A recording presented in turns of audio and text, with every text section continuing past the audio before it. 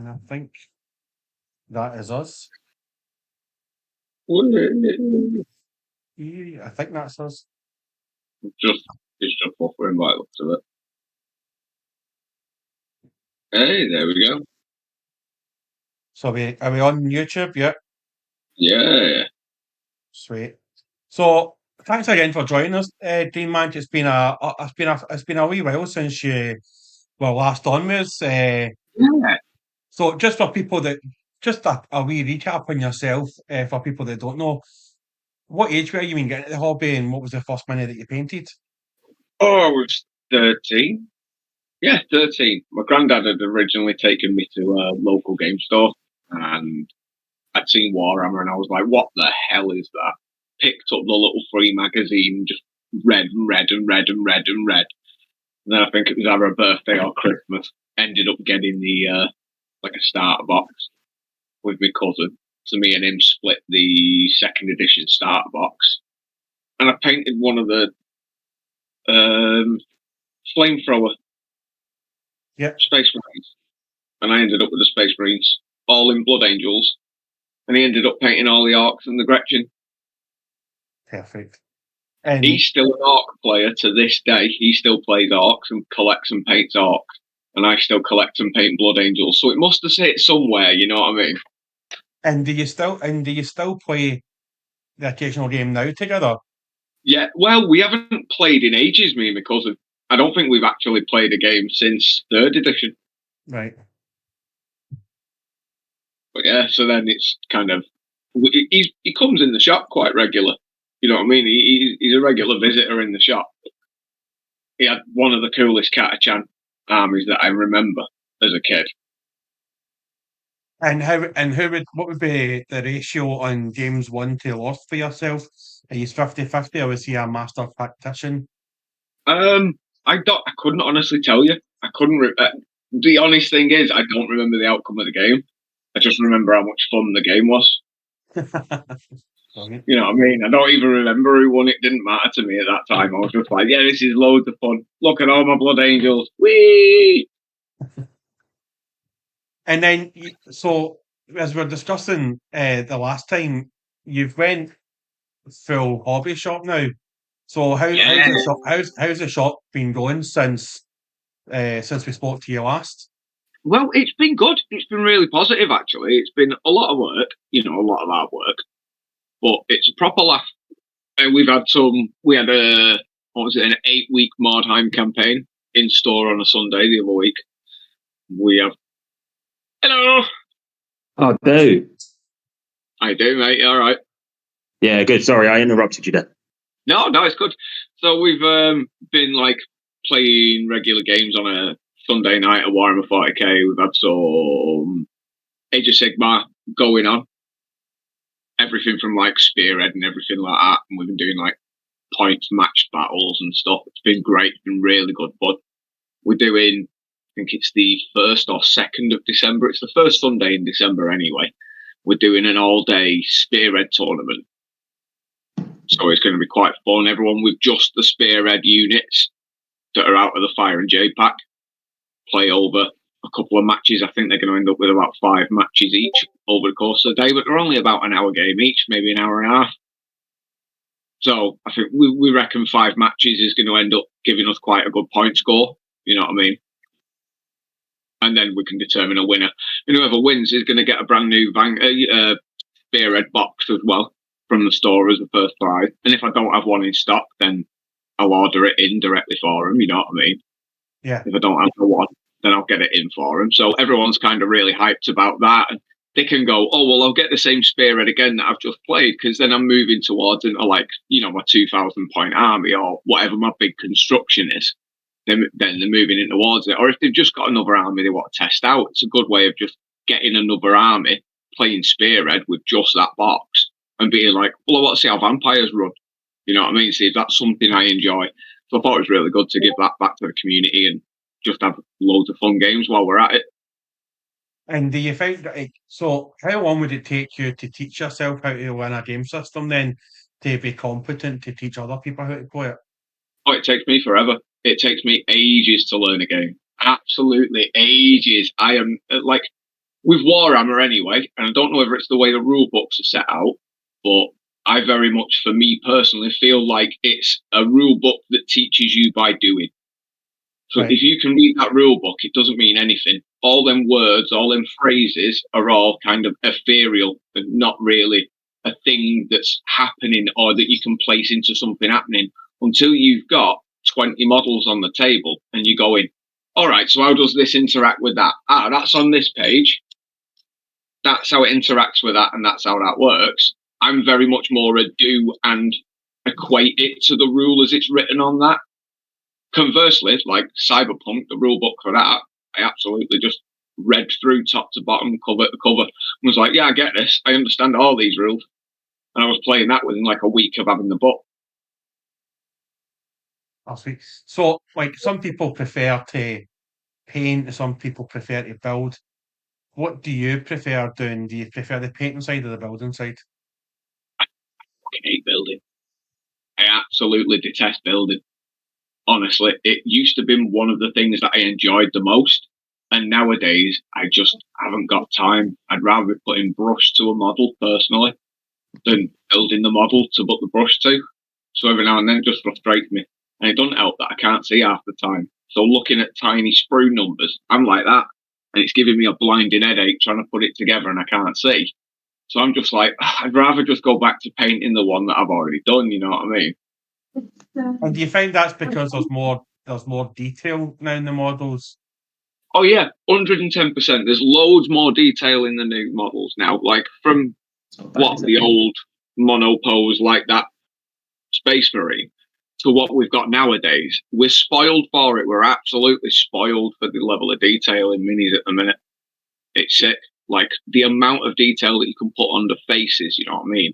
Yeah. The guy who I've been looking at on Instagram, and I swear it, I'm sure he paints his faces under a microscope because the colours he gets on that are just absolutely brilliant. And they look like skin every time. And he must be using like a hair off or a whisker off a cat or something and just poking it onto the miniature because it's absolutely stunning. Yeah, But the detail on the molding brings all that out, doesn't it?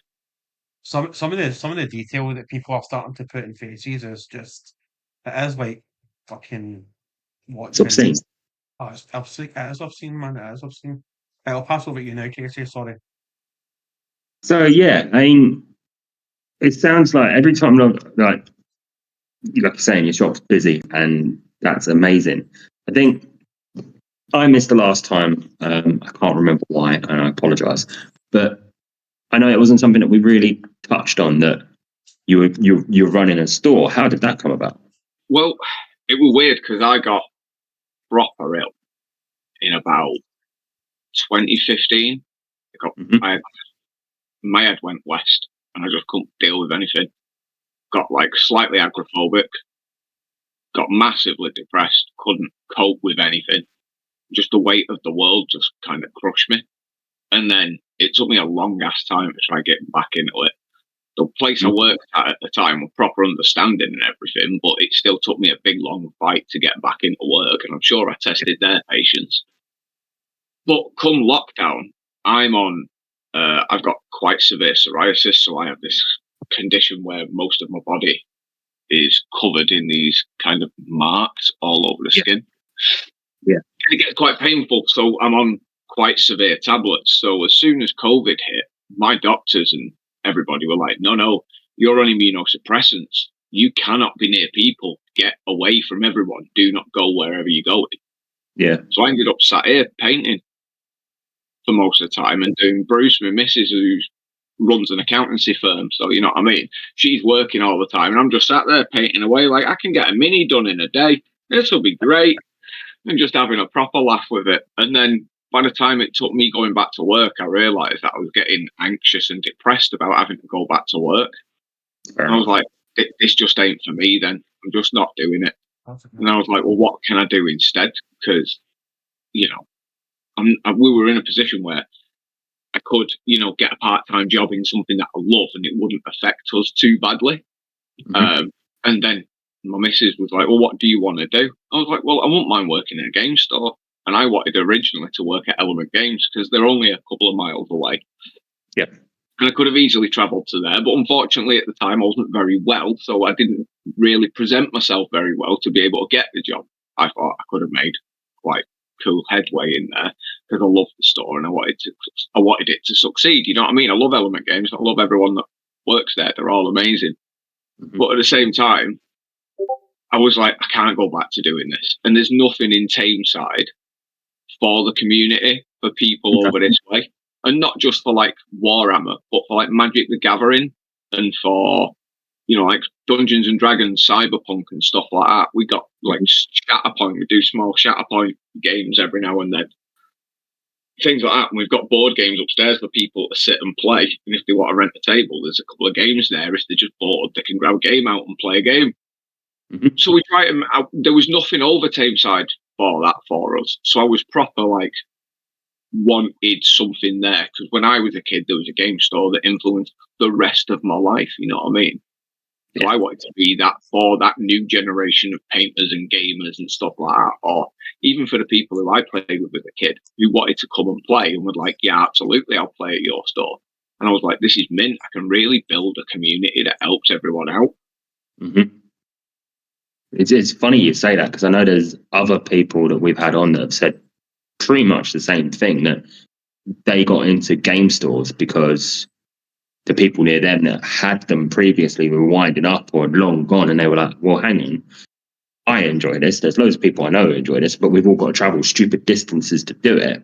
Exactly, and that little leap sometimes is, it seems like a massive deal, but if you, like you say, you've got the community around you that have rallied around you almost, and it sounds like not only are you supporting them, they're supporting you, and that's what it's all about at the end of the day, isn't it?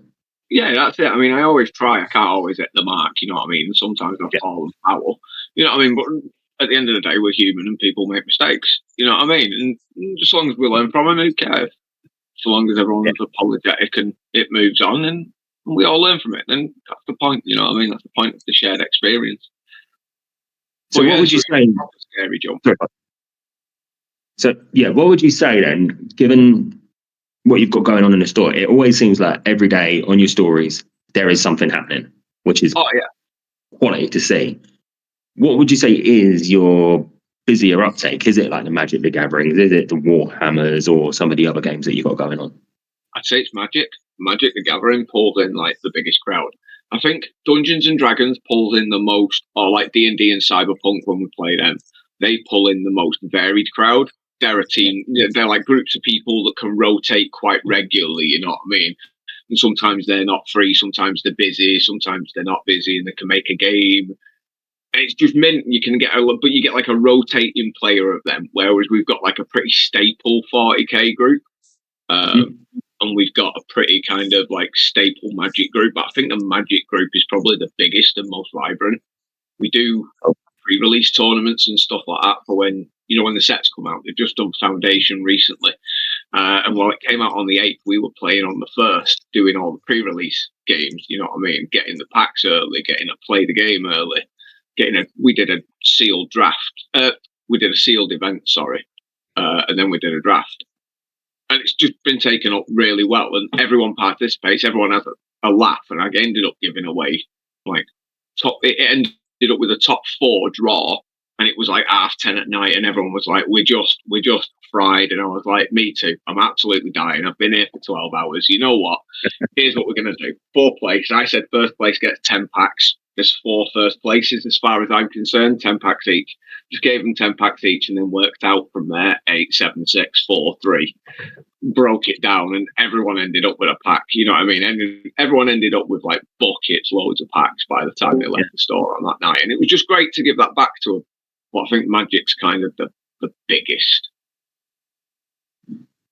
So, actually, this is something I've always been slightly interested in.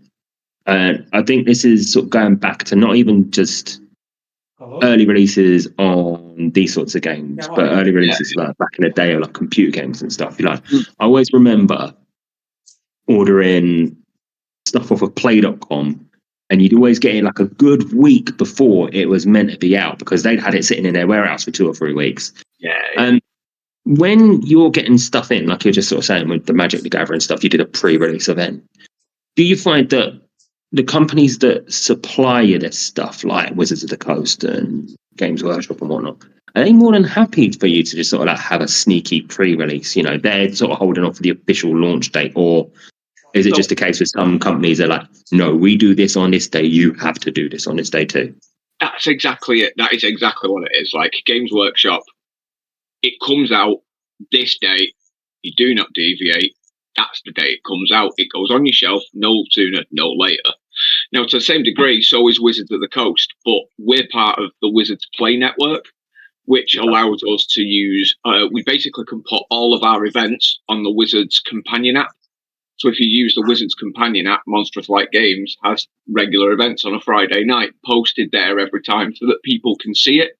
It also shows players who's in the area and what games are on offer within the area, you know what I mean? Really great app. You'll find people like Element Games on there because they host regular games. They also do pre-release events. We do the same on the same night, so sometimes there's crossover from players who can't get in at Element, come and get in at us, and if players can't get in at us, they go over Element. It's a whole thing, and it's a good laugh. But yeah, we have an agreement that while a public shop that's not WPN registered gets to release it on, say, the 8th, we're releasing it on the 1st because we're Wizards Play Network, so we're allowed to. Essentially, we have access to that so that people can get the hype for the cards the week earlier. And if you do a draft on that night, then everyone's like rifling through cards, picking out mental combos, and just kind of piecing all that together on the night. And it gives them a really high expectation for what's coming in the set. You know what I mean? Do you think then, given that, because I'll be honest, I don't have a clue about Magic the Gathering, Wizards of the Coast, apart from like Dungeons and Dragons. Like I very rarely get into that sort of stuff. But from the sound of the companion app and the sort of network that they've got, do you feel that's something that more companies should be doing? Because that sounds like a pretty 110%. Like for all the grief that places like Wizards get, like, you know, there's the genuine complaints from players about Wizards. They're amazing. Is the bottom line, right? So for every event, they send me, based upon my numbers of sale and the numbers of participants, cards to give out every Friday night. They don't charge me for that. They provide me a set of cards that I can give to players on a Friday night. They provide me with prize support for the events that I'm putting on. So they'll provide a booster box that can be split amongst the winners based upon a pack per person, per entry, etc. And they're fully in support of that because not only does that support you selling a product, but you selling the product means you buy more of the product, which means they make more money. And they've got a really good flow of how to get that expectation to the customer and to really support the customer. The thing is, as odd as it sounds, you get more fake Warhammer models than you get fake Magic cards. And they're not that indifferent in price. That I can imagine that's the case because like there's enough 3D printers out there, there's enough people knocking stuff off, there's enough China recasts of things. How long has Hewlett Packard had a printer for? An inkjet printer that can print on a card? You know, it's not like people can't do it. It's that they don't do it, and it's done within a very restricted confine of like proxies and stuff like that.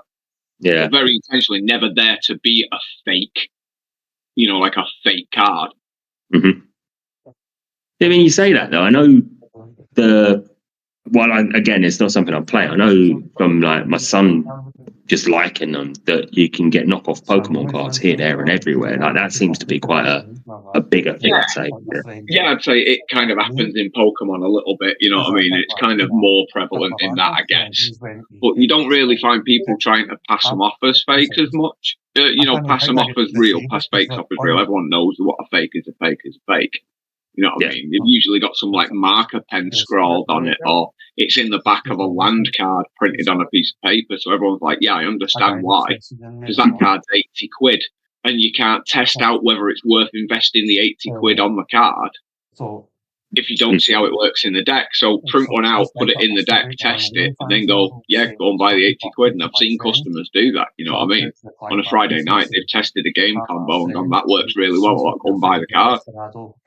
Yeah, I suppose that's fair enough as a way of doing it, isn't it? But as long as they're not knowingly trying to pull a fast one on anyone. That's exactly, and you don't really see it an awful lot. I'm sure there are places where it happens more, and I'm sure as populations are bigger and denser, it probably happens more. But it's not an indictment of the players that are out like that, I don't think. So I know you said there that as well. You've got Element Games up the road from you. Yeah. Do you ever feel like you're in competition with each other? Because I know obviously Element are one of the bigger boys in the game store network, shall we say. Do you feel like they would support you in certain things, like you say, where you've got an event that's full and you're happy to share them on, they reciprocate, or? Well, I kind of, there's not an official thing, but I know at least one of the event managers used to play in my store. Like regularly, before he got the job at Element, he was a regular Magic the Gathering player at my store. He's an amazing guy called Rupert. He's one of the nicest human beings on the planet. He's incredible.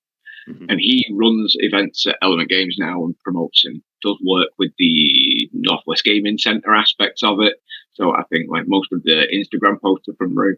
I think, I'm not sure. But he's an amazing guy and they're all great. So there's not really any competition as such. I'll always, if I can't get something in stock and I haven't got it in stock and the customer needs it there and then, it's more important to me that they get it as soon as they possibly can. So I'll check on Element's website and go, Element have got it in for you if you want to nip up and get it. It's an hour and a half travel journey, but they've got it in before you leave my store, you know what I mean? So you're not wasting that time. So I'll do that because it matters. I mean, I'd like to earn a profit. Ultimately, I'd like to earn a profit, but at the same time, I understand there's a need for gamers to get the thing they need there and then. You might need that one baller fiend before a tournament at weekend, and you come in on a Tuesday, you're like, shit, I had 2 days left to do this. Yeah, and that's what I was about to follow up with. If they're going to come into your store, they're going to game with you, but they need that extra little something. What's the harm in? Exactly, that's the reality. Like, and I'll try and order in as much as I can for customers. I can't have everything on the shelf. You know what I mean? I just don't have that ability at the moment to have everything on the shelf. But I will order absolutely anything in, and then I'm at the behest of Games Workshop if it's for Warhammer. You know what I mean? I'm at the behest of their delivery times, which can be flaky to say the best. They're typically great, but it can be flaky. Things can be ordered and in stock, and then by the time you receive your parcel and open it, you're like, where's that model? Oh, it was out of stock. No.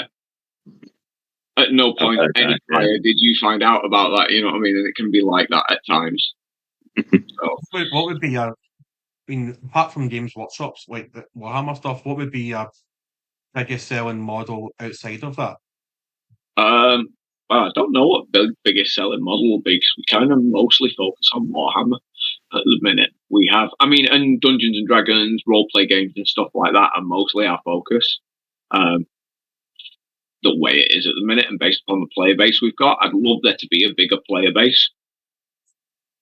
But it's getting those people in to play with us at the time that's convenient for them, which ultimately is a balancing act. And it just seems that the time and the space is taken up by the behemoths in the room, unfortunately.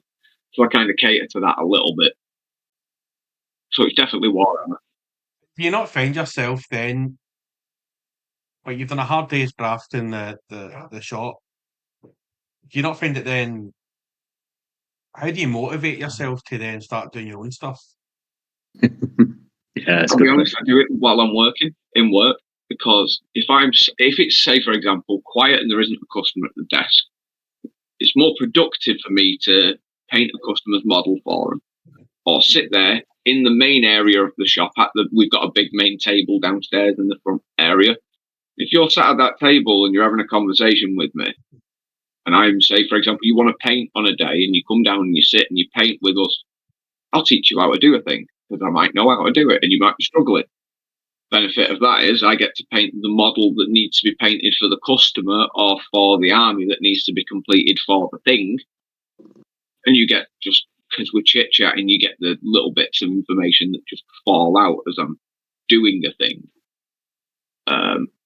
We sit and we talk about like role-play games quite regularly. Like we'll sit and run scenarios through about what options and how to improve DMing and stuff like that. We'll do that all the time with anyone who's sat in talking, because it's just a nice atmosphere to come and sit in. You know, if you're on your dinner at work, go and grab your dinner, come sit in here with a drink and a sandwich or whatever, chat, enjoy people's personality. You know what I mean?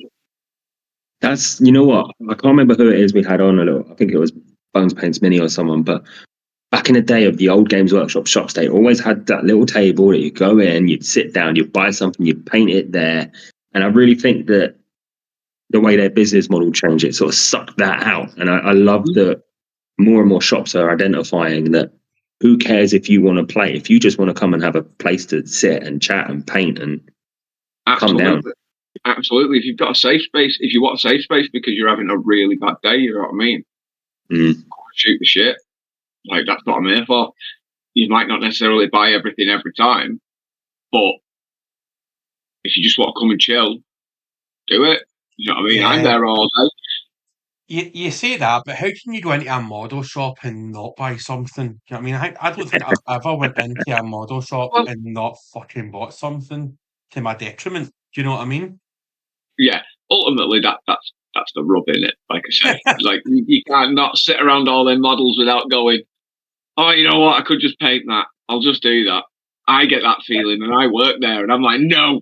The amount of times I've went into a shop just to have a browse, and then I see a colour that I've not got, or I think I don't have, and then I take it, I either don't use it, or I've already got two of them. I mean, how many times has that happened to us all? I think I've got about 5 Aberdeen blacks. I think, I've not. It's definitely not that black I've got. I think I'm sure I've got Black Legion and Corvus, and I've not got any Aberdeen black left. And when I go home, I've got like 4 Aberdeen blacks now. You know what I mean? What you should do is start replacing Aberdeen black with Black Templar, and then you just never be a bad choice of Black Templar colour, because God knows when they change that formula eventually, it's not going to be that good. Here's a question for you guys then, right? Because like obviously I'm relatively new to the hobby, and I don't know paints as well as you would. How do you know when the formula's changed? I know that sounds stupid, right? But you have been round the hobby for a decent amount of time. Like I hear people going, "Oh, the new Duncan Roads shade, it's just so like the old Null Oil, or the Abaddon Black is so shit now." Like, how do you know? Well, for me, I can feel it. Like, I know what that brush should be supplying and delivering for the paint onto the model. Right. So if for example, the way I do a heavy wash to gain some like heavy contrast, if I'm putting a mass area in, I'll know how that flows, and I can wait and hold the model long enough to be able to move the flow so you don't get tide marks, or if you do get tide marks, they're intentional. And then you can pull out colours by moving it around. And all it takes is knowing that that's about 2.5 minutes till it starts getting to a consistency where you can brush it around and it's thick, to being like, oh, 1.5 minutes, that's now solid and I can't do anything with it. If you're that used to a particular paint and the way it moves, then when it doesn't move like that, you're going, what the hell's wrong with it? Why doesn't it do the thing that it did? Right. You just feel it a little bit. Yeah, so I mean, for me, I think the nail on the head is there. Like you can always tell with a little bit moving around. Like the fluidity of it is always a big deal. Like how much have you got to actually water it down to the right consistency? But I think there's other little things as well. Like, you know, when you stick it on the Mini, how well is it adhering? Is it going everywhere? Is it like, is it actually doing what you want it to do? Because the known oil thing, right? I will be honest. Since I've started watering down Black Templar, I said this to you the other day, Dunk, I hardly use a black wash because I think watered down Black Templar shades better than anything else. And that includes like the Duncan Roads one. That includes the one Army Painter sent in what I bought the other day. I just feel that watered down contrast shades much better than an actual shade does. That's it. It's a bit thicker as well, doesn't it, in the line? So you get more of a defined recess instead of it being kind of darker, which is what the new Null Nile does. That new Null Nile feels like a very thin veil over the Mini, as opposed to where it used to feel quite consistent black on it. Yeah, I think that's a big deal. Like the old pot, I've still got like dregs of an old pot left that I saved. Yeah, I'm saving it. And even then, it's just like it's gone viscous in the bottom of it. It's like really goopy, but a bit of water on it, bang, it's brilliant. But the newer ones, just I don't know. I just think I'm gradually going off shading, and I'm just trying to focus on my highlighting, maybe. Yeah. I think that's a much better skill to have if you can mix the paints to what you want. Start with a mid-tone and then build it out from there instead of washing it and hoping that colour's somewhere in the right region. Yeah. Yeah, because this actually another one told me that Ratlin, Grime, and that Gadrak Sewer, he waters them right down and uses them as shades. Yeah. They look mint over like Def Company, Def Guard. They look amazing over Def Guard green. Mm-hmm. Yeah. It's just they're much. I won't say they're much nicer paints because they do a different job than other paints do, and I think it's about recognize. A lot of people say that, and it's not until you start actually playing around with them properly that you realise it's about finding the right paints that suit you. Just because someone has a tutorial where they say, "I do this, this, this," you might get it, and you might think that paint's a piece of trash. Yeah. So what works for you works for you. Yeah, that's ultimately it. The only one that I ever repeat is no one will ever win a Golden Demon with just contrast paints. It's the only caveat. But you're absolutely right. If you aren't ever entering what Golden Demon, why do you give a shit? Ultimately, you know what I mean? Why do you care? So long as your Mini looks amazing as far as you're concerned, that's the number one thing. No matter what anybody else thinks. And I think as well is if you can see progression in your own painting, like I've noticed a big change in my painting this year. I think I've got better and same with Casey. Like I think it's just like everything. The more you do it, the better you get. Yeah. Just with everything, that's exactly it. The more you practice at it, and the more you fail, the more lessons you learn. You never learn lessons by doing it right first time. You always learn it by like the 30th mistake and going, why aren't I getting this? So I'm going to ask you a wee cheeky question, right? Just try to get away from the hobby this now, right? So obviously I put in the story that you've got quite a lot of piercings. You were voted in high school most likely to have piercings going from your ears to your tippy toes with a Prince Albert in between. Do you have a chain that you can actually go from your ears or the top of your head all the way down through the Prince Albert, all the way to your toes? Have you got a chain that long that can do that? Nips, belly button? I wouldn't answer that. No, absolutely not. I don't think start about here with a padlock, and I think it'd move along here somewhere and down that way. And no, I don't have one that long. Put that in your Santa list. Put that in your Santa list. What age were you when you? What did you get first? Did you get your piercings first or your tattoos first? Piercings. Yeah, piercings. And I had my ears done as a kid. I had that done at about 16. I had a tattoo done at 17. And the rest started following from there. And then I had that done a couple of years ago. And what do you prefer getting? Do you prefer getting the tattoos or the piercings? Tattoos, honestly. Just because they last longer and they're bigger. You can see more of them. They look better. Do you have tattoos, Casey? No. No, I am completely unmodified. But my problem, I think I might have said this before, is I always have too many ideas of what I would like and never the concrete, yes, it's this. Like my girlfriend's got tattoos and some of them are lovely. And I think they're great. But for me, it's just that crossing the border of I like this, I'm getting that done. Like I've wanted a palace one for donkeys and then just I'm now in my 40s. I'm not a kid anymore. Why do I want a football tattoo? Then I thought for ages, oh, my granddad was in the army. I'll get his regiment tattooed on me. And then someone was like, if you've not been in the army, don't get a regimental tattoo. Okay, fair enough. But then his regiment doesn't exist anymore. So, you know, it's kind of... You would definitely get called a Walter for that. Like, somebody would accuse you of stealing somebody's valor.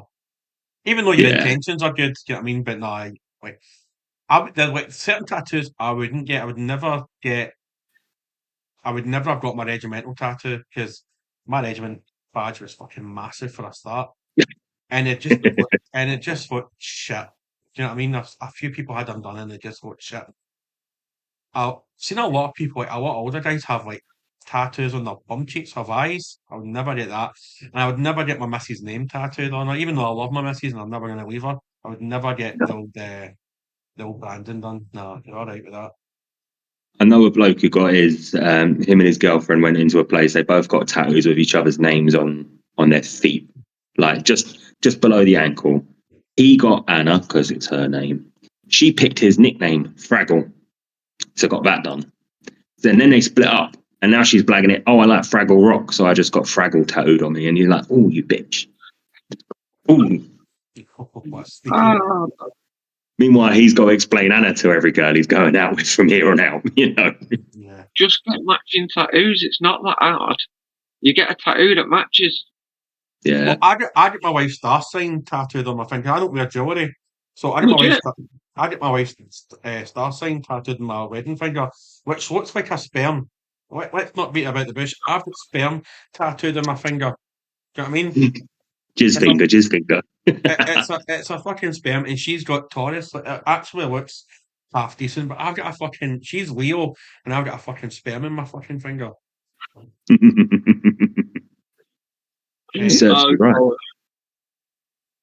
You should get a tattoo, Casey, because once you get one, they're quite addictive. Oh, yeah, definitely. That's the other problem. That is the other problem. If I get one, I like it. I get another, and then that becomes my hobby. So I've got enough hobbies. I don't need any more. Oh, absolutely, mate. Like, I've got one that I'm working on at the minute on my back with Black Kraken Tattoo Studio in Ashton, which is in the same town. I know Jack. I've known him a long time. He's an amazing tattooist. But he's doing a big Ghost Rider tattoo on my back. So he's doing a big Ghost Rider tattoo up my back. It's just taking forever because my skin keeps flaring up and causing issues. So I've heard that the back is absolute agony. Do you go in raw, or do you get that kind of numbing cream that you can get for tattoos? No numbing cream. I have it all straight, and it's frigging horrible. It's absolutely horrible having your back tattooed. It's the worst. I had a friend who had a samurai tattooed, and it was like they only ever got the outline done, and he was quite a tall guy. He was about 6'4", and he had quite a broad back, so it was like a big piece of work. A lot of work. And he never got it called in. He just said the pain was just horrendous. Oh, it's horrendous. It's absolute agony. The back is the worst thing I've done. I'd rather have my head tattooed 10 times than my back. It's because it is just practically all muscle, isn't it, when you think about it? Like, I know a bloke who had a tattoo here of like a devil violin, and he's like, I want a couple more. So he got one done on this side of it, and then the only place he could go with it was in here, and he said along the bicep kill. Yeah, that's horrible inside the arm. The worst. And I think that's the other thing. I hear horror stories of people, like how much pain some of them are, and I'm just like, hate needles as it is, so you're all right. I absolutely hate needles. They freak me out. I can't even go for a blood test without feeling squirmish. I get my tattoo. I get my finger. I get a tattoo in that finger there of a daisy because my dog died. So I wanted a tattoo of like to commemorate my dog that died. And I just got like one of my legs tattooed. And I swear to God, when they tattooed that finger, it literally took like 2 minutes. I was ready to like punch the tattoo guy because it was so fucking sore compared to me lying there for like 2.5, 3 hours. Because he did a nuggling on my leg, so I was like lying there for a couple of hours. He did it all freehand, and I was like, "Oh, that's grand. Can you just do a wee tattoo of a wee daisy in my finger?" He's like, "Oh yeah, that's fine. I'll do that." Before he started tattooing the wife, Oh, and like the sweat was coming off me. I was nearly crying. I was like starting to feel as though I was going to be sick. Oh man, I'll never get my fingers tattooed again. That was horrendous. Oh, yeah, I don't like it. My brother's got all of his hands tattooed, and it's like I couldn't get that done. I can't get my hands done. You lot are So, braver than me. I think that's what it is. No, how many just after. how many tattoos does your wife have? Your missus have, Casey?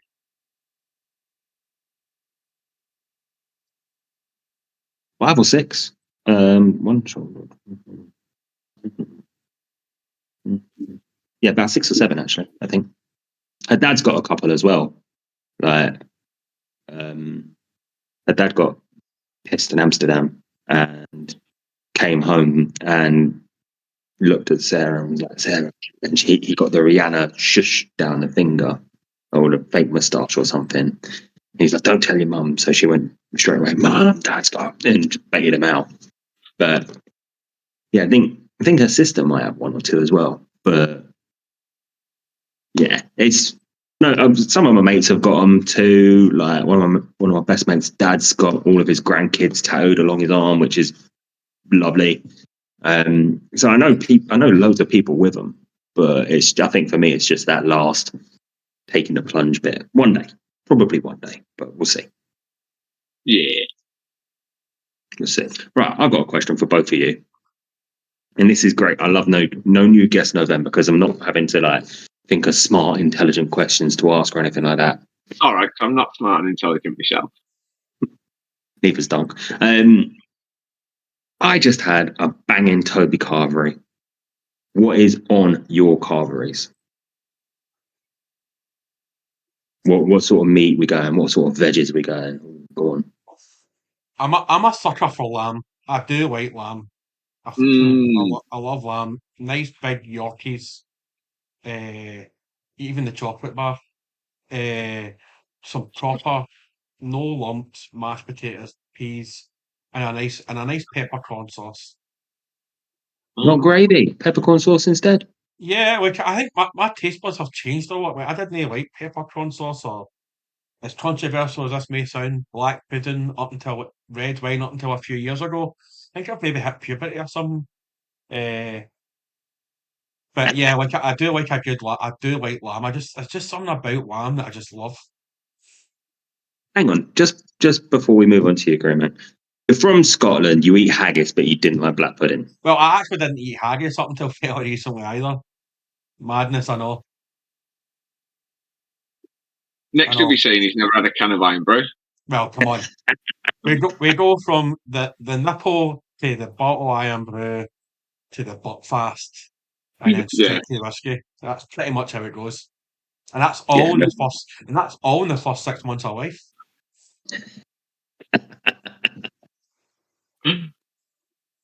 So off we go then. Carvery of choice. I'm going to be basic and be all like Christmas dinner. I absolutely love turkey, stuffing, pigs in blankets, cranberry sauce, pork, carrots, parsnips, honey roast parsnips, honey roast carrots, some cauliflower, mashed potatoes, roast potatoes. Good variety of things there. Like lots of root veg though. Like, oh yeah.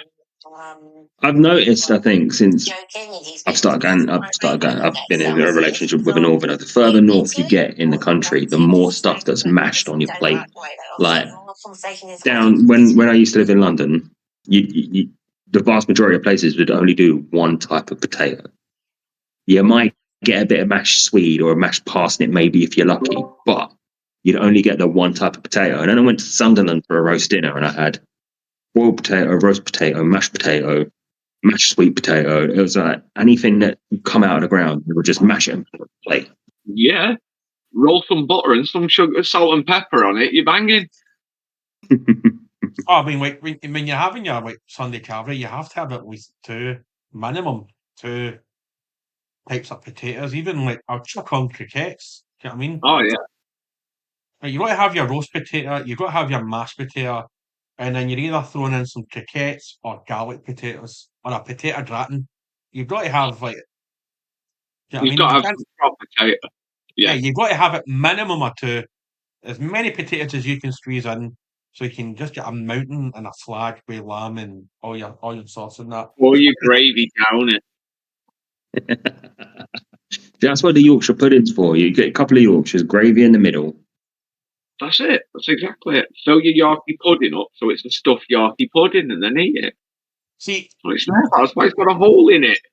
my daughters live in St Helens. They're studying in St Helens, and that's where their dad lives now as well. And they went over there a few years ago. And me and the wife, just before COVID, so 2020, we went over in the February, I think it was, to like go and visit them and hang out with the kids and that.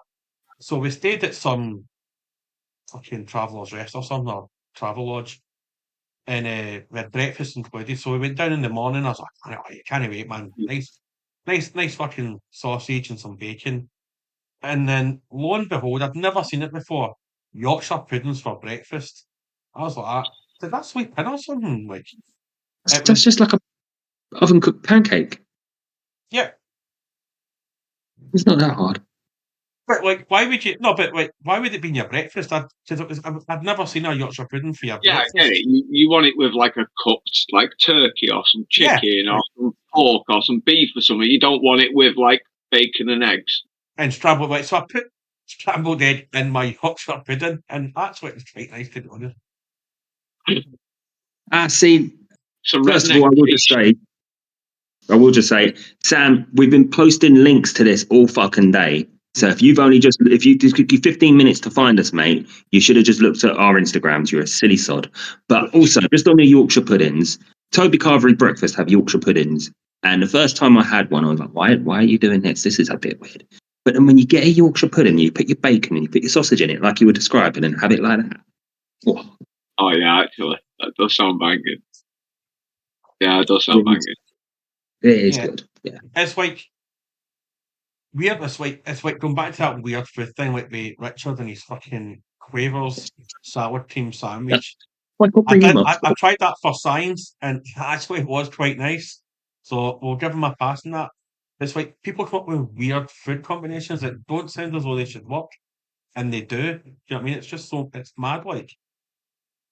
Go on, that's a good one. What is your weird flavour food combination? I don't have a weird one. I don't think.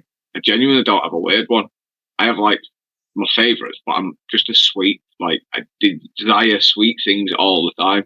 So my favourite one to make is the double jammy wagon wheel. It's got peanut butter or chocolate sauce or Nutella in the middle. I've not tried that. Yeah, you get a white jammy wagon wheel, turn it upside down, butter it with peanut butter or Nutella, get another jammy wagon wheel, put it on top, and then chow down. Oh, actually, no, I lie. I've got a weird food combination. Everyone's got one. I've got one. It freaks everyone out, but when everyone tries it, it's perfect. Doritos, hot and spicy Doritos, on a sandwich with Philadelphia cheese spread. Oh, that sounds rank. No, it's amazing. It's absolutely amazing. We should do. Is it plain Philadelphia or is it flavoured? Yeah, plain Philadelphia. Just plain straight Philadelphia. We should do YouTube shots of us trying these fucked up food combinations. I'm not doing that. No. No. Yeah, I mean, it's. I suppose it's good user engagement. More people would tune in just for the weird flavours and then us having to eat it. People be sick every week. But like, remember, like, I don't know if you are old enough to remember The Word. Yes, right? Yeah. And remember the wannabes who would do anything to get on telly. Is this the bloke eating pubes on a digestive? Yeah, and the guy like pure snogging the face off a 90-year-old woman and all that. Yeah, I mean, like, I mean, I'll do anything to get on telly. Sam's saying that he has marmalade on cheddar, but you know what? I don't think that's uncommon. No, it's just cheese, isn't it? It works. You get it on like a posh cheese board. Yeah, that's not weird. That's not too weird, mate. I think you get away with a pass, but maybe we're all weird. Yeah, I mean that's the alternate, isn't it? And cheese boards, when you think about it on their own, are quite a weird dessert because you've gone through all your savoury stuff, It's meant to be the sweet part of the meal, and instead, what you're just going to eat is cheese. Yeah. My friend got married, and instead of having a wedding cake, he had like 2 wheels of cheese as a wedding cake. Don't you will have my missus' brain absolutely running for that. She hears that, she'll be like, "Yeah, we could totally get 2 cheese wheels." Like, don't. One was a big wheel, and then there was a smaller wheel, and I think they had like a brie or a camembert on top, so it was like a 3-tier cheesecake, and people, so you had cheesecake for like your dessert. No, it was a cake, but it was like actual cheese, like Cheese. That's brilliant. Yeah, it's an actual cheesecake, not like a desserty cheesecake. Yeah, I don't know how I feel about that. At the same time, though, you don't feel as guilty when you take a slice home and it sits in your fridge for a week. That's very true. You ain't got to worry about getting a bit with like a special letter or a bit of a picture on it, and you're like, "Oh, I can't eat that." That's it. See, Whoppy, I would think that marmalade would be a standard over there because it'd be classed as a jelly, would it not? Like, It's America. They're weird, aren't they? yeah, that's true. That's true. Yeah. So, what is your weird food combination then, Casey? Mine. Got that pretty quick, didn't it? You know what? I don't think, thinking about it, I don't think I actually have one, because I am a little bit of a picky eater. I like what I like, and I stick to what I like. But I will say, in the last couple of months, what I have started doing, if I've got like if the lads had some malted milk biscuits in, I'll find myself sneaking, grabbing a couple of his malted milks, and then just shoving them in a jar, and I tell her like a giant choc dip.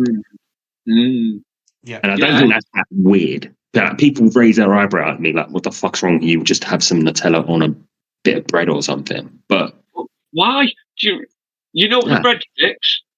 You know, you get adult breadsticks for like your dinner table like that, and a jar of Nutella. I've got a grown-up dip one. Go away.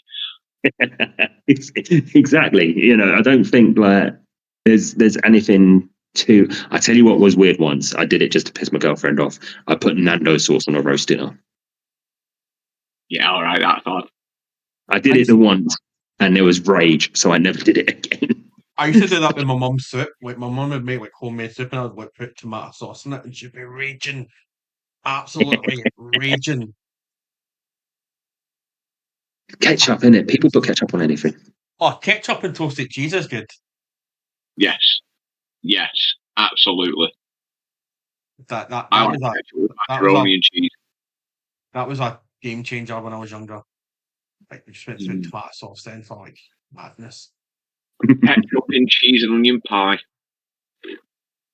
See, I never. Again, that's something that I never really heard of properly. Living down south till I met my northern girlfriend, and it's just like she makes it for herself, and I'm like, "What are you making?" She's like, "It's cheese and onion pie," and it's just 2 tons of cheese, a bit of onion wrapped in pastry. I was like, "Is that literally it?" She's like, "Yep, that's all I need."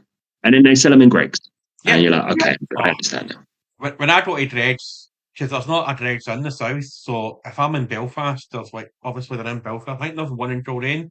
So I'm going up to Belfast in a couple of weeks to go and pick the daughter up. She's coming over for a few days. I'll go straight to Greggs and I'll get a steak bake and a cheese and onion pasty. Oh, and that's fine. And it has to be like so hot it's like colder than lava. Like lava's colder than the filling of the cheese and onion pasty. It has to melt the car. Melt it. Like, Yeah, Sarah, first degree burns in the roof of my mouth. You have to have it hot. You can't have it like a cheese and onion one cold, because it's just trash. No, you go in, how long have they been sitting there? Oh, they've been sitting there like 5 minutes now. It'll be too cold. It has to be pretty much just out the volcano and ready to burn the roof of your mouth off. Yeah, I'm surprised they haven't got like an O Greggs or something. Just, Irish it and just put an O in front of apostrophe Greggs and make it a green logo instead of orange. There was rumours that they were going to put a Greggs in Strabane, which would have been I would have moved to Lifford then and just like, I mean, even like the sausage rolls are brilliant as well. Keep it simple, Greggs. Just sausage rolls, cheese and onion pasties, and steak bakes. Keep it simple. Yeah, absolutely. I used to put mayonnaise in curry That was probably my weird one. Like, so I'd buy a chicken curry, and then I would get mayonnaise and like cheese and onion crisps. Instead of using like prawn crackers, I would use cheese and onion crisps. I don't think I could have ever thought less of you. Oh, That's the And most disgusting thing you've ever said. I I wonder know, why. I got all the weird foods. And I wonder why I'm 20 stone. You know what I mean? I'm wondering why I'm friends with you. Well, fucking hell. I think it was not because you and Simon played rock paper scissors and you lost, and he's like, right, you can be, you're left with him. You know what I mean? Like, you two had a meeting, you had a best of three, and then Simon was like, no, like, he's yours now. Like, you're getting the child that nobody wants. I think it's the other way around, but you know. So let's get back to some hobby chat. Yeah. Because we've got a half hour or so left, so let's just keep going on. Can I just say one thing though, Casey, right? What colour is your ceiling? So, it's funny you should say. It is orange. Terracotta orange. Now, Or is it just brighter? funnily enough, our sponsors for the Inquisition is Orange Brushes, and they've got all their brushes back in stock now. Now, remember, if you use capital letters Inquisition, you get 10% off, and it's free shipping in the UK. Right, you can't say better than that. So if you buy the top range, I think they're like, say, 40 quid. It's 4 quid off you're getting. You know what I mean? Why not? Mhm. They'll be just stocking fillers for anybody who's wanting to get the person they love most in their life. Even if they don't need them, get them anyway. Yeah. Never have too many brushes. Exactly. On So, you go, Casey. yes. I was going to think about that at the moment. We should be stocking. I'm just waiting to free up some more finances, but we should be stocking orange brushes at Monstrous Light Games. Oh, brilliant. Ooh, So, yeah, on the back of you guys, I reached out and I was like, I really want to stock their brushes. So we've got something coming on. So we'll also be having them at Monstrous Light Games soon. Oh, brilliant, man. That's well done, man. Thanks very much for that. Like, that's brilliant.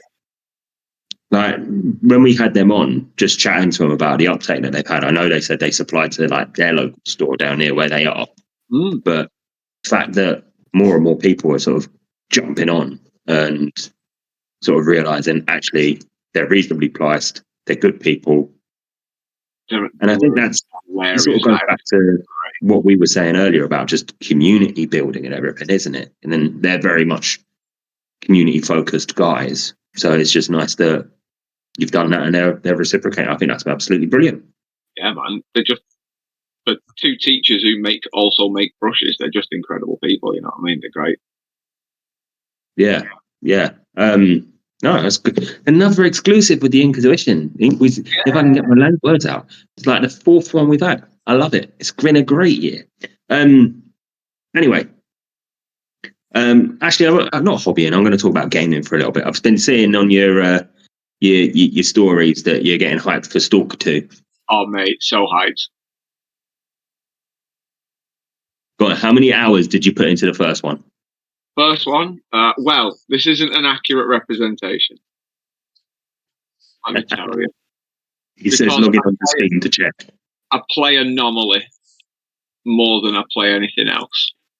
The longest game I've spent is 62 hours on Clear Sky, but it's because I played the originals years and years ago before Steam and before Steam Achievements. Mm-hmm. And then I moved on to Anomaly. And I was saying earlier, I've been playing the same game of Anomaly for about 5 or 6 years. Non-stop. That's impressive.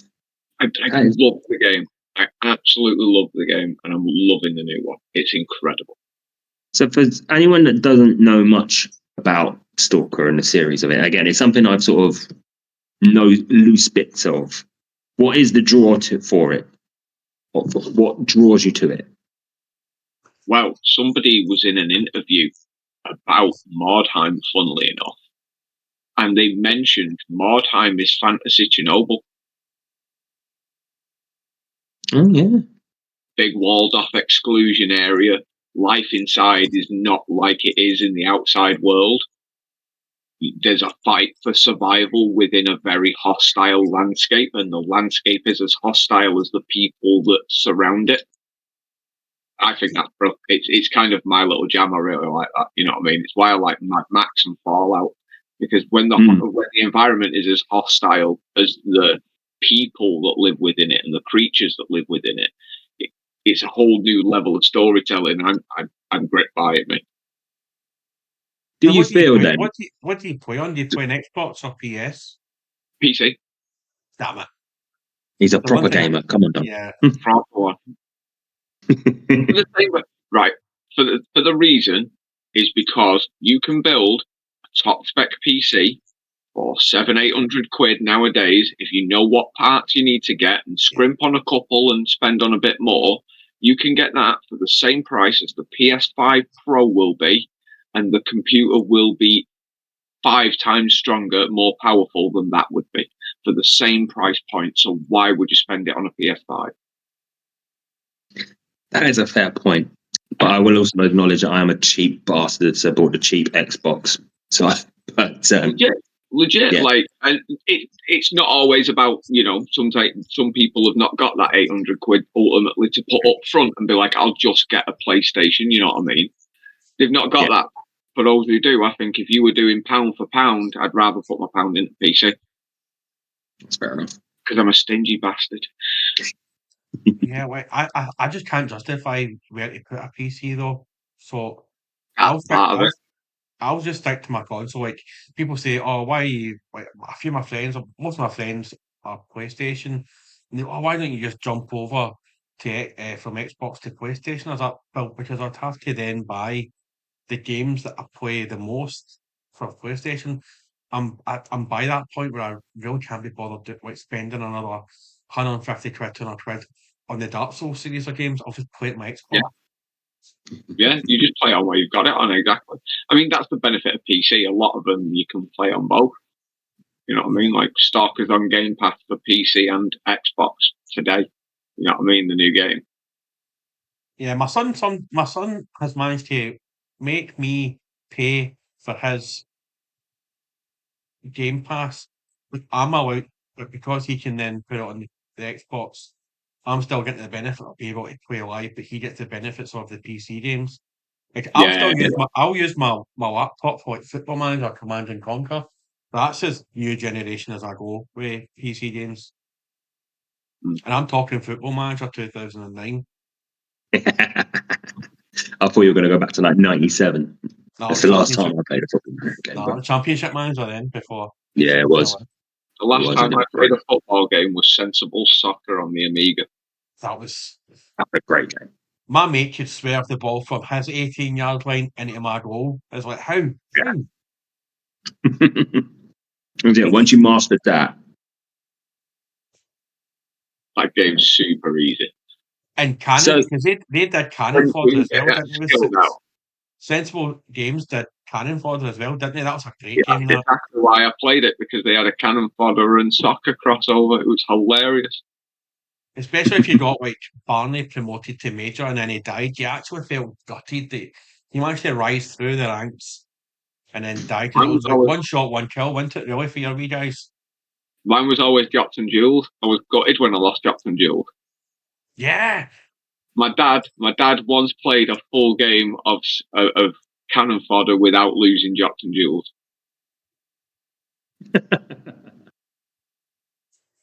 What is it with dads that they can pull stuff like that out? Like, my dad used to sit there playing Tetris back in the day. He'd get to like level 250 on the NES. And I'd just be sitting there like, what are you doing? This is not fun. And he's sitting there watching the blocks fall. And it's like the gif of someone watching all the mathematical numbers approaching. He just knew what to put where. And he's like, what's wrong with you? You're crazy. Play something good. But, right. Are you ready, though? If you go to, say, the new Soul Reaver, right? The new Soul Reaver game, when they do the remaster and that comes out, and you go and play that, and your kids watch you play that because you remember how easy it was, or how it was back in the day, and you smash on that, what are they going to look like? Well, how does Dad be able to do this? You know what I mean? The wagon wheel always looked bigger while you were smaller. You know what I mean? But I'm like that with Mario Kart at the moment. That's will Exactly. ever be one of my games, and Yeah. I can't. I'm terrible. I can't let him win. You Can't won't let him let win. it. You don't lose. Exactly. I'm like that with Mortal Kombat. Like, look, his like I'll go this guy, and I'm like, right. I'll just go. Who's it? I go Cyrax. No, Skeptor. That's what I go. And I'll just go Skeptor, and I'll just like absolutely obliterate him. Oh, that's what you. How do you know that's the only character that I played? Like, because we all would just pick one character, and you just know their buttons. Yeah. Yeah. But it's I think as well, gaming wise, right? I think the way the world has changed, that technology has changed so much in the last 10 to 15 years as opposed to like the last 30. And I show my lad some of like, he knows Mario Kart 64 because I've got like a Switch, I've got like the online membership and stuff. And he sits there watching me try and play that, and he's like, this looks terrible. I'm like, no. This is how I am so good at this now. Because he's watching me pull the power slides, I know the shortcuts still. And then when I play the upgun version, and it's just so slicker compared, Circles around it. Yeah. I think that's something that's crazy about just all of it. But at some point, he's going to have a kid and will beat the shit out of him at whatever computer game he plays. So Yeah. But when that happens, that kid's going to be like, Granddad, can you show Dad how to die? it'll probably be some sort of madness where you've got to tap your eyeball 50 times and know in the future. But fuck Yeah, I knows. mean, it's a rite of passage. You can't let your son or your child win any computer game. Like, there has to be one computer game where you just dominate them. You maybe let them win like a game here or a game there on a certain game, but there's one game where it's just no. This is me. You are not. This is my game. You're in my house. I paid for your shoes. My dad did it with me. And it'll happen again. You know what I mean? It's the cycle. Your dad had a game that he'd never let you win on. My dad was Duke Nukem. He'd never let me win on Duke Nukem. I'm going to go back to Stalker for a second. And I think that's something you touched on about the concept of Necromunda as well. Not Necromunda, sorry, Mordheim. In that it's the apocalypse in a trapped area. And again, you felt that that's what resonated with you with Fallout. Mm. I'm going on a little bit of a binge recently where I've been watching like end of the world films, nuclear disaster stuff. Like I watched Fred, I watched The Day After Tomorrow, and all of that sort of stuff. Is it me, or did these sorts of films actually have better stories in them than like most stuff? Like not even films, games, books, all of it. As sort of like a medium, it's almost like horror-esque in that this could happen to us and this is scary. And then do you think that's what draws us into it? Yeah, so I reckon that's a big part of it. Like, this has happened, this could happen, you know. As safe as life and as sanitized as everything feels. Like, no, you're still only one accident away from everything going tit skyward. And everything's different, you know what I mean? Like, you literally, 3 guys make an individual mistake each and everything fails, you know what I mean? For example, did you know that if there's one building in America that controls all of the GPS satellites around the world, every single one of them, and it's controlled by 3 guys? One afternoon of binge drinking could take out all of that, and we think we're safe. Your man John Oliver, I love watching his Last Week Tonight. He did a thing on nuclear weapons in America, and it turns out like if you think that they're well protected and looked after, they're not. I think some guy was able to deliver a pizza, and then, like the door was like jammed open with a shoe, and it's like a nuclear bomb is there. Do you know what I mean? I think they left like a plane with atomic bombs, and they just left the plane there and they forgot it was there. It's like, how- but here's a question for you, right? Because like going down your kind of your tangent of like apocalypse films, right? zombie apocalypse. How long do you think you would survive? Now you see, that depends on how good your plan is. So say it just happened tomorrow, like you've got no plan, it just happens like tomorrow. 28 days later, people start getting the rage virus, they start eating your face off. Now I've told the missus, like, Geraldine, you're pretty much fucked right away because you're diabetic, so the insulin will run out. I ain't fucking going to protect you for that long. Like, once your insulin's done, that's it. You're fucked. You're of no use to me. And that kind of caused a wee argument in the house for a few days because she's like, "What do you mean I'm done?" I'm like, "Well, unless your pancreas starts producing insulin, insulin's going to run out. Like, you're pretty much fucked. Like, What? Yeah, so it certainly doesn't survive out of like cold temperatures. You know what I mean? It certainly doesn't survive on refrigerated, does it? So how long do you think you would survive? Because you live in urban areas, quite urban areas. So you are Yeah. pretty much you are quite fucked. Do you know what I mean? Yeah. So, See, yeah, everyone makes a mistake, right? Everyone makes a mistake. Everyone goes, yeah, well, we'll travel on this road. No, everyone's going to travel on roads. Do not. Ashton has the centre of the Industrial Revolution, the canal system. Mm. They reach everywhere all over the country. You can get as down far south as London. You can get as high north as Fort William. That's where it ends. Get a rubber dinghy. Rubber dinghy rapids, bruv. It's not that much on the rubber, is it?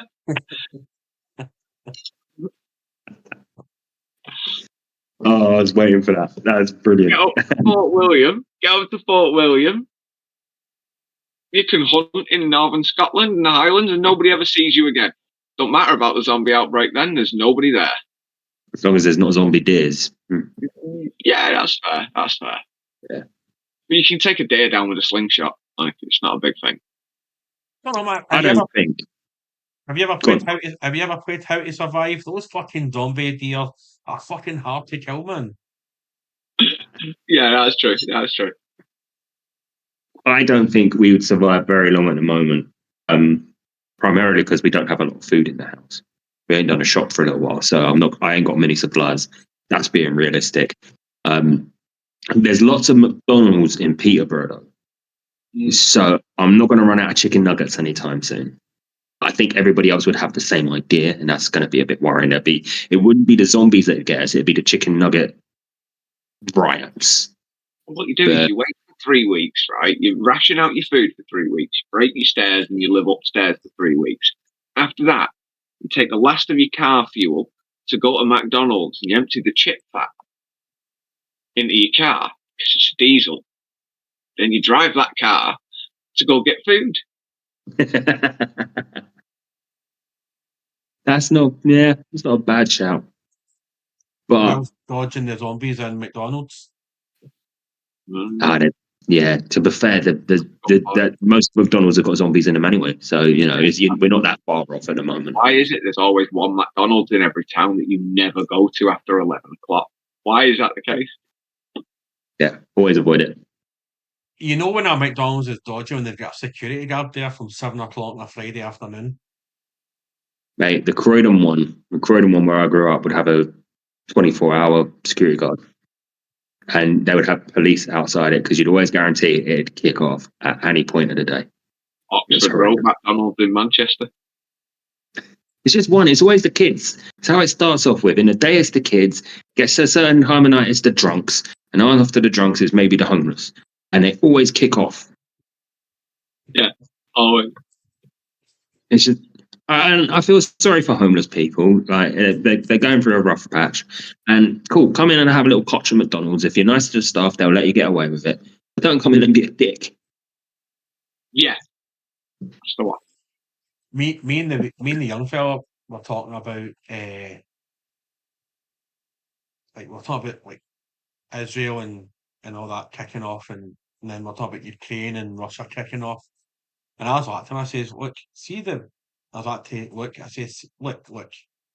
I said, you don't. It's not the Muslims or the Jews or the Russians or the Ukrainians you need to worry about. I says, what is one thing that is in every single town, even the smallest town only has one?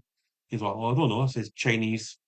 I say is China has just slowly infiltrated everybody. We're one curry chicken fried rice away from being wiped out. So if you look at it, you can drive through any village in England, there'll be one Chinese, there'll be a walk in, or there'll be a golden dragon somewhere. You'll never find, in a small village, you'll never find more than one Chinese. If it's a bigger town, then obviously you're going to need a bigger concentration of Chinese to control the white people. Do you know what I mean? We've got two in Ducky, and Ducky is a one-horse town. Yeah, well, I've maybe got two to think of, but there's probably more. maybe your town's got super mutants in it, so they need super mutated Oh, chicken fried rice. absolutely full of mutants, mate. Yeah. So You say that though. If it's a case of the world's going to get taken over, and you're telling me I have to eat chow mein for the rest of my life, I don't mind. I like chow mein. I do. Yeah. That's how they control you.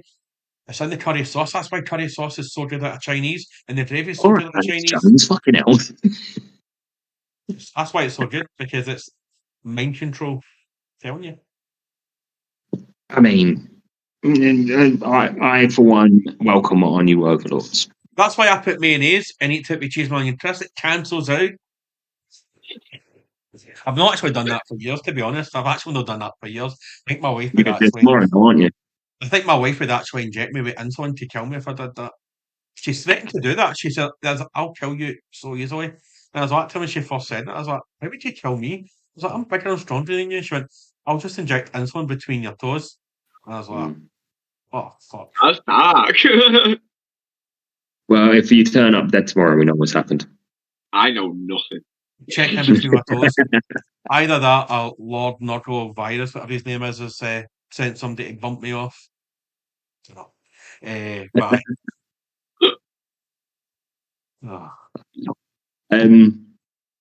there was other things I was going to ask tonight, but my mind now is drawing a blank because of mayonnaise on curry. Dunk. Take over for a minute. So what you're working on this now, like, and you say you do commission work in that for people, but what are you personally painting for yourself? Oh, so many things. I've got a Horus that I'm working on at the minute here. I've got 8 more Death Company for my Blood Angels army to do. I've got a Mordheim model that I've converted that I'm working on at the minute that I want to get some paint on that as well. I've got 2. I'm going to jump in. What are they for Mordheim? Oh, I've used the Crimson Court, and I've made Sibakai from the Witch Hunter book by C.L. Werner. Ooh. And I've also made a custom Matthias Stolman based upon the front cover of one of the books. Nice. So I've got them 2 to paint for my deck. He's basically going to be my Witch Hunter captain and my vampire leader for my warband. Yes. So I've got both of them. You are a bit of a Mordheim fanboy, ain't you, Casey? I love Mordheim. And I don't think I've ever been able to sort of hit the nail on the head until he basically said, it's fantasy Chernobyl. And you're like, okay, yeah. I got into Games Workshop stuff, 40k, just as Mordheim launched. So every White Dwarf at that time had Mordheim sections. I always remember looking at it thinking, this seems like a cool game, but I've just gotten into 1. I ain't got the money for 2. And no one in my stock store really played it. So I was like, But I always kept the toe dipped. I always read the articles. I always liked having a look at what it was about. And a cousin of mine, her husband, he went out and he was dabbling in loads of different hobbies, and he bought a load of Warhammer stuff. And one of them was the Sisters of Sigmar box and the Mordheim box.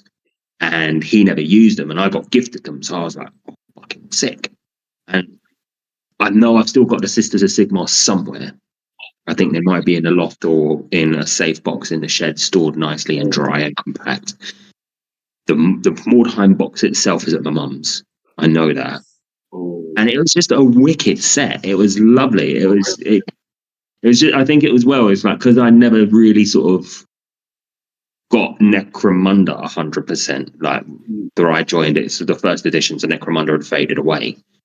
But being able to sort of, it was that little bit of RPG, a little bit of skirmish game, a little bit of everything. And it meant that it engaged you properly rather than here's an army, there's an army, smash into each other, there you go, you've done for the next game. And it just meant that it was something you could build on. Yeah, and even and I think as well the terrain that you can make with it, and like I've commented on yours, Green Man, and think there's another couple of channels out there that just focus on making Mordheim terrain, and these villages look amazing. You know, they're so good. I absolutely love it. Like, we've got a bit of a mix of, varying degrees and levels of terrain, but the terrain with that game definitely makes it. When you've got like a little corner of a ruined town, it's so much fun to play on that. It's incredible. I love it. I think I'm working on getting one warband for every single one of the main rulebook armies. I want one each of the main rulebook armies, and then I'll be happy. Do you still have the old compendiums and stuff that they used to do, the old town crier art? Because I know there's an online thing for them. Still got all of the old issues of White Dwarf. Because I remember when they launched the Orc and Goblins warband for it. It just seemed so ridiculous. It's like you've got all of this lot just mooching around there, all trying to get their warp stone and stuff, and then let's just throw orcs in for the fucking fun of it. And if I'm right, you could have had a fanatic in it as well. Yeah. Which just seemed absolutely insane. The fantasy rules was ridiculous enough as it was. And you're just going to send a nutter with a ball and chain into this ruin anyway. And just little things like that. You know, and again, when I started playing and getting into it all, it was when you could still get blister pack minis. So you bought 2 or 3 different blister packs. You've got a Mordheim warband. Yeah, that was the beauty of it. Then. Yeah, and I think it's something that they've gradually sort of warmed back up to with Kill Team and Warcry and all of this sort of stuff. The entry level, buy a box. That's all you need. That's it. That's the one. But it's the nostalgia for Mordheim. I've still got my rule book. I still sit there and read it. Mine's in the shop. Someone online, because I've always liked Witch Hunters. The models were great, but they're like next to impossible to get hold of, the old metals. And someone costed up a lot of the Warcry and Curse City models as a Witch Hunter warband for Mordheim. And I looked at that and I was like, sick. I've still got the image saved on my phone. It's I've got all the boxes. I'm going to do them next month, and that is something I've committed this year. That in December I'm doing that Mordheim warband. Right. So I'll keep you appraised. I'm just going to have a quick look at Games Workshop a second. That needs to go on. Right, because if the flagellants are still available, I don't know if they redid them for Old World. You know, no, I don't think they've done them yet. Right, there you go. Right, the flagellants box is available. It's online only from Games Workshop right now. It's £20.50. Yeah. Okay. And then £25 for Heskel Hexbane's Hunters. Which I've got, yeah.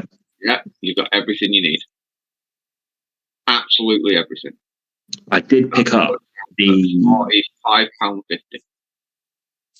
I know with Hexbane Hunters you get a dog.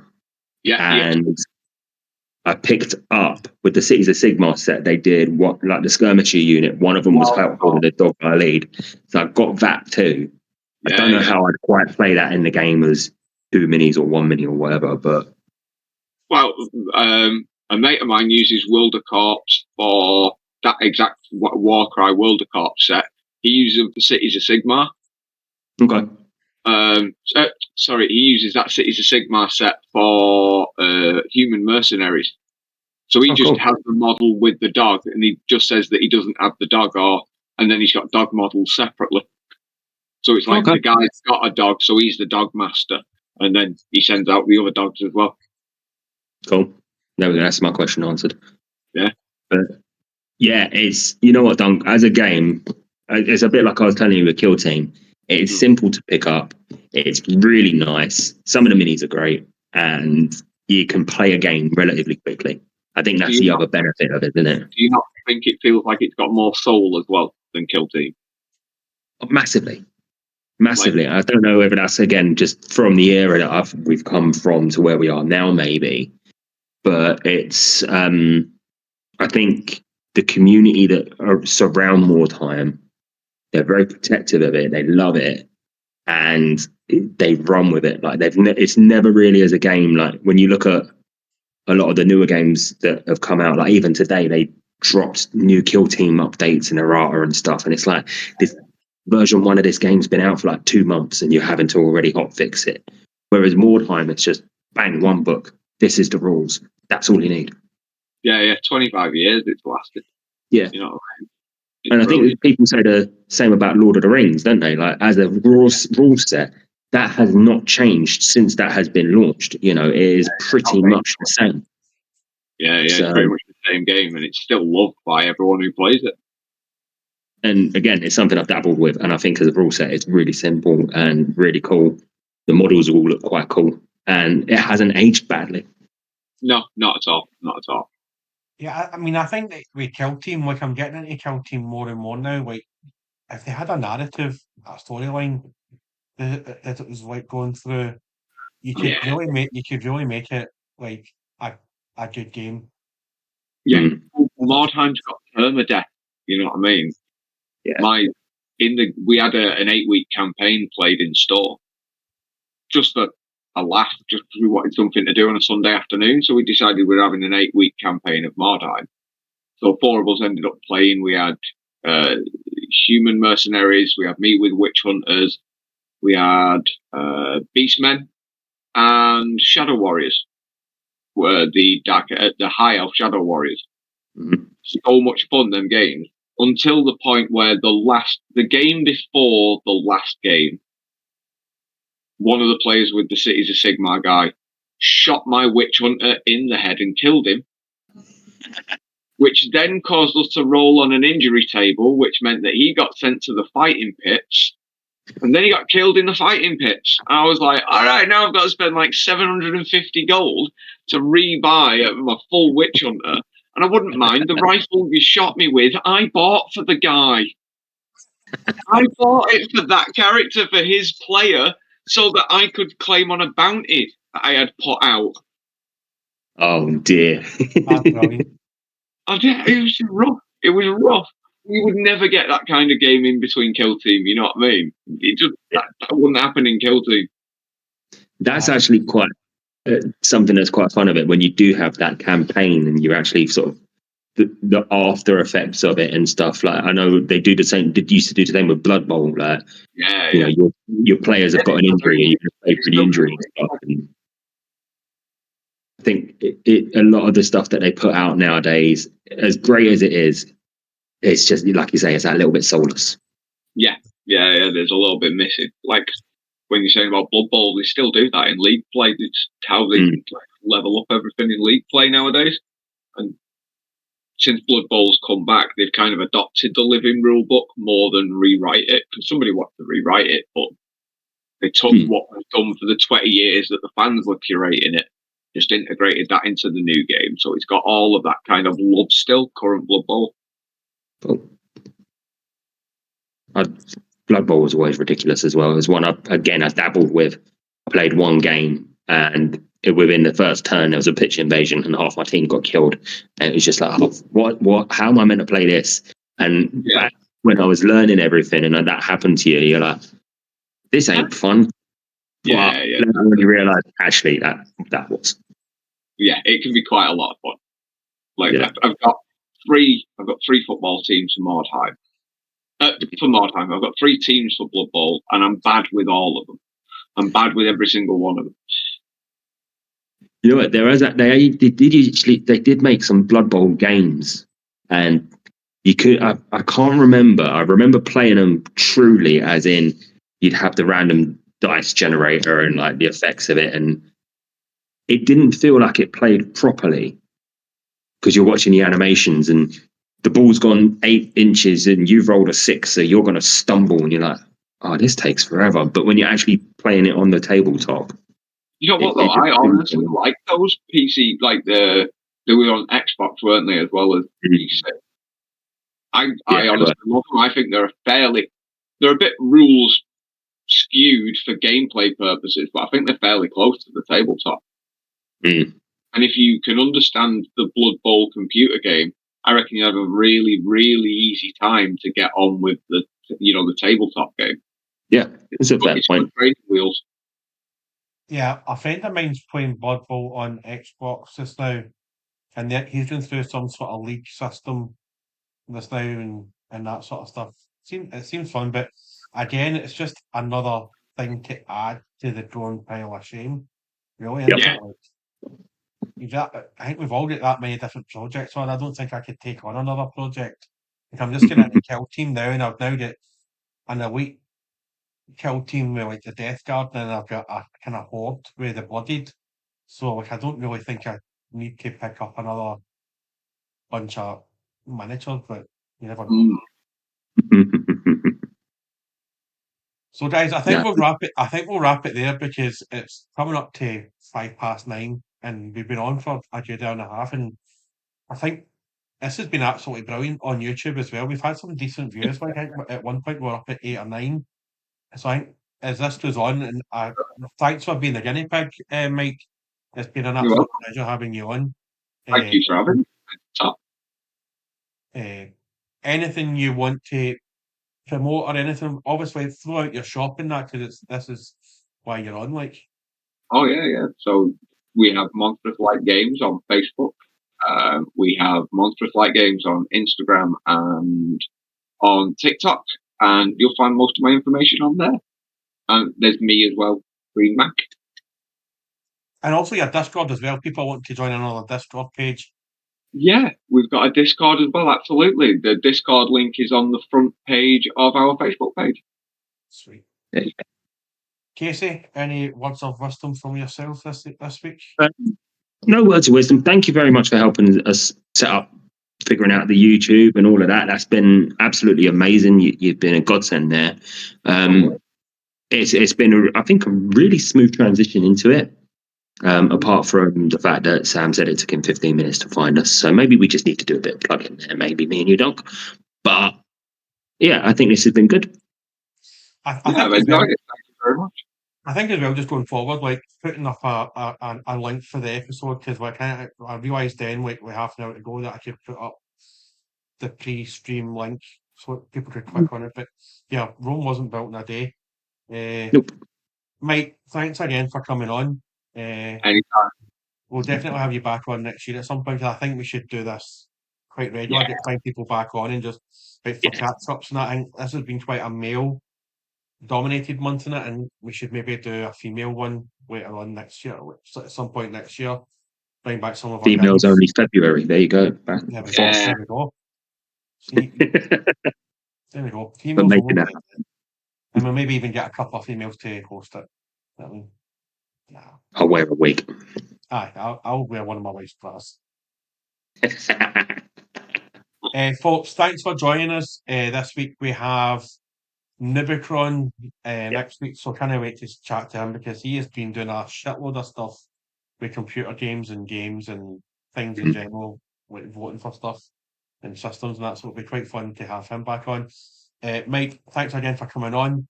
And we'll see you all next week, folks. Now let's see if I can do this properly without killing us all. Here we go. If you guys just want to stay on for a wee second as well, that'll be great.